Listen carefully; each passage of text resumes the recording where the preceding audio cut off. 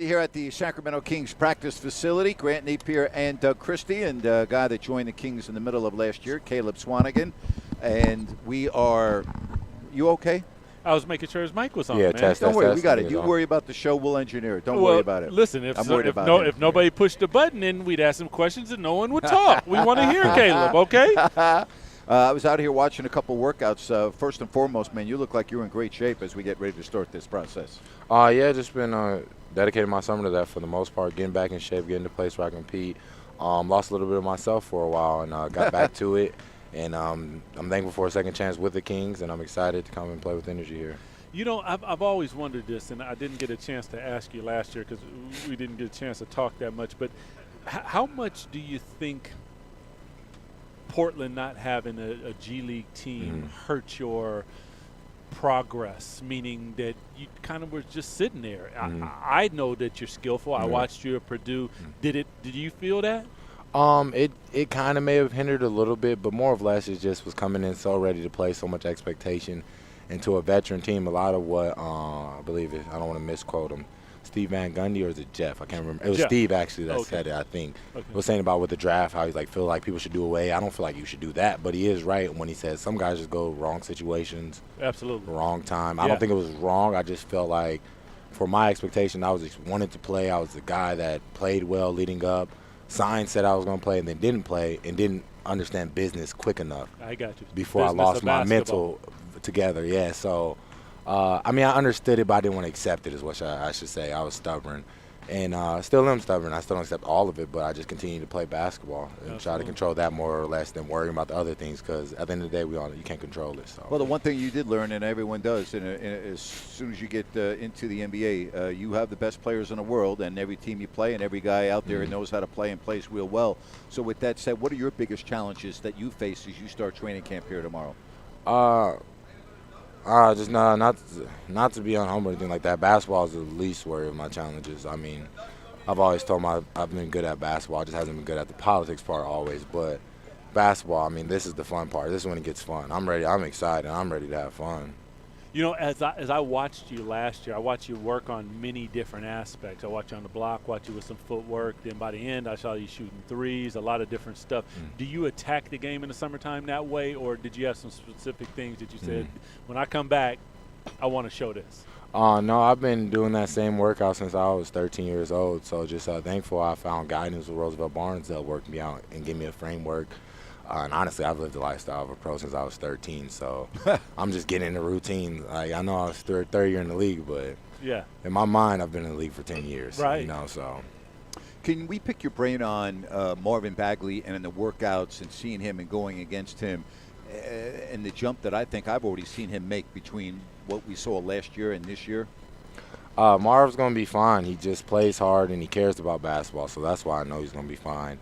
I played against him when he was maybe 14, and I was at USA, and I was 16. Wow. Like, him and his dad talked a lot. My dad and his dad talked a lot. And then I was like, he's going to be good. He just – because you can tell he cared. He was raw, but with his athleticism and tools, it's however hard he works, is however good he's going to be. You know, the mental aspect that you spoke about, and we've seen Kevin Love, we've seen DeMar DeRozan talk about mental challenges in the NBA. And you saying not necessarily a dark place, but kind of going down a spiral of it's the business of basketball, and kids don't necessarily expect that aspect of it. How did you, the mental that you're talking about, how did you start to deal with that on your own?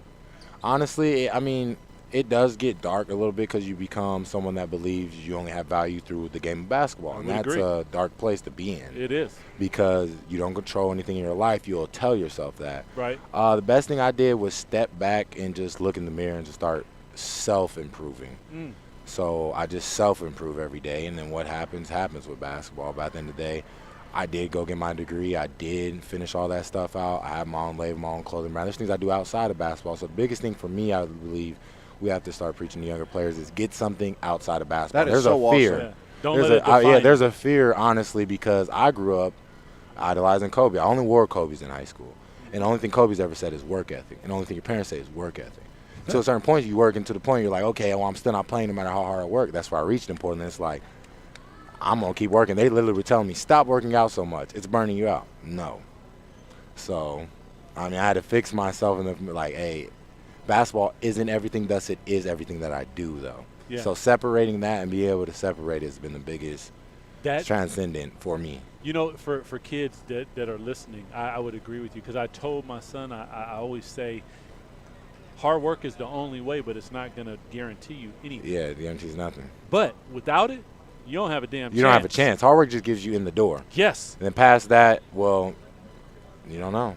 You don't get to choose that after you got to use your tools. So as you begin to go down this path, because I also say hard work, and then are you going to be a connoisseur of the game? Yeah. And look at, because that's where it really starts tightening up, is looking at all the little aspects of it. Do you watch a lot of tape? Do you look at that type of stuff too? I would say that I've been a connoisseur of the game for a long time.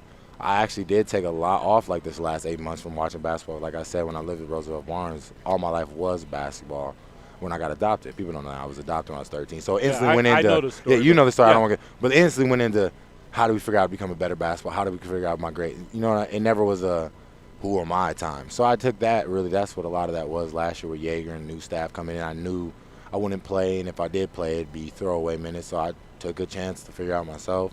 And with that, gained weight, did things but through that, able to get my career back. So I'm excited. I didn't cause myself too much destruction when trying to find myself, is what I should say. Absolutely. Because some guys can do it and stay on top of stuff, some can't. And I figured out I was one of those guys that can't. Everybody's different. So, no doubt. I'll be real. You know, again, I haven't talked to you before, but it seems like you have a great perspective on things. And as much as you want to be an NBA player and make this a career, for whatever reason, if it doesn't work out, you know you have your whole life and you got other things that are going to be able to carry you through. I mean, it just seems to me that you got, for your age, everything, I don't want to say everything figured out, but it seems like you got your path. You know what you're doing. What I try to do is just make sure I know I don't have everything figured out is the first thing to figure out. Like, that's what I had to tell myself in Portland. I don't know everything, so let's just trust somebody else's opinion.